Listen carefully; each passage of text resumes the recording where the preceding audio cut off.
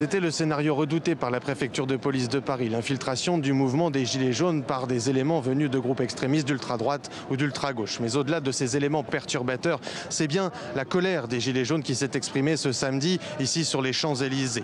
Les premiers affrontements ont débuté lorsque les Gilets jaunes ont voulu forcer les barrages qui les empêchaient d'aller manifester place de la Concorde ou encore aux abords de l'Élysée. Des affrontements violents ont eu lieu avec les forces de l'ordre, jets de projectiles, de pavés, barricades enflammées auxquelles les forces de l'ordre ont répondu par des tirs nourris de gaz lacrymogène ou de canons à eau. Sur le plan des revendications, elles sont toujours les mêmes, elles sont multiples et diverses, aussi bien les retraites que le prix du carburant, en passant par le pouvoir d'achat. Mais s'il y a une chose sur laquelle s'accordent tous ces gilets jaunes, c'est qu'ils veulent se faire entendre du président français Emmanuel Macron. Et vous allez l'entendre, ils attendent encore une réponse. On est là pour manifester un mouvement qui est populaire parce qu'il y a des gens qui n'ont plus d'argent pour se nourrir, ils n'ont plus d'argent pour pouvoir se déplacer pour aller au travail.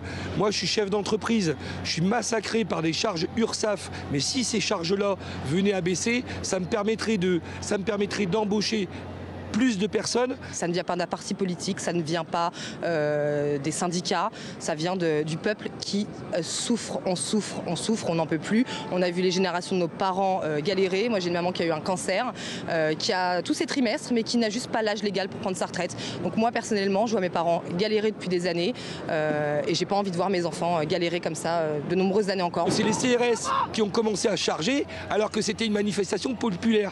Il y a des gens de tous bords.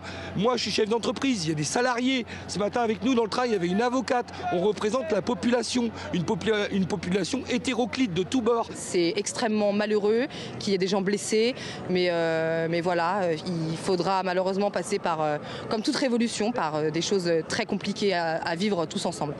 Si cette manifestation parisienne a rassemblé quelques 5000 personnes selon les chiffres du ministère de l'Intérieur, d'autres manifestations ont eu lieu un peu partout en France de manière plus détendue, avec par exemple des barrages filtrants sur certains axes routiers. Cet acte 2, comme l'appellent les Gilets jaunes, fait suite à une première manifestation samedi dernier et d'autres dans la semaine qui ont suivi. Pour rappel, en marge de ce mouvement, plusieurs incidents ont fait 2 morts et plusieurs centaines de blessés.